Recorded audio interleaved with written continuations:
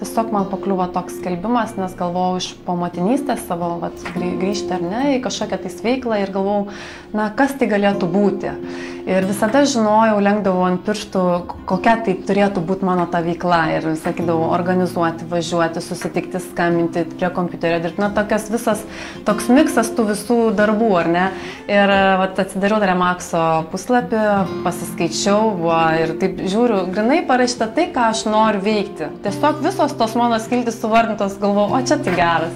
Idealiai tinka šitas darbas, nes aš juos galiu nuvežti į darželį, aš galiu juos pasiimti iš darželį, mes galim parduotuvės nuvažiuoti, aš galiu susirgus grįžti namo ir dirbti darbą namuose, kai jau užmiega daryti tuos skambučius, kuriuos man reikia, vakare išeiti į apžiūras grįžus vyrui. Na, mes važiuojam pasivaikščioti, einam su dviračiais, sekmadienį mes visada einam į katedrą.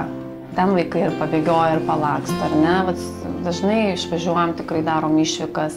Trūkumų aš net nežinau, tokių kaip trūkumų, ar ne? Man tai, pavyzdžiui, yra privalumas, kad aš galiu, kada noriu, tada pasiėmiau vaikus. Man reikėjo nuvažiuoti į polikliniką, aš nuvažiavau. Man reikėjo įleisti meistrus į namus, ar ne? Aš juos nuvažiavau, įleidau ir grįžau. Man reikia savaitgalį išvažiuoti arba penktadienį išvažiuoti kažkur tais į vestuvėm ar pasiruošti ar apsipirkti galiausiai. Ir aš tą galiu drąsiai pasidaryti, susiplanavus savo laiką. Tai čia visi kaip šeima tikrai jaučiamės kaip antri namai. Reikia klausimą, eini pas visus ir klausi. Tiesiog klausi.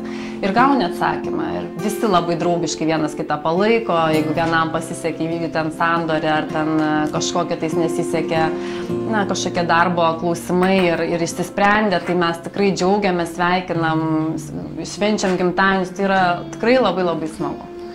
Tai tikrai patarčiau neabejoti, nedvejoti, o pasiryžti reikia.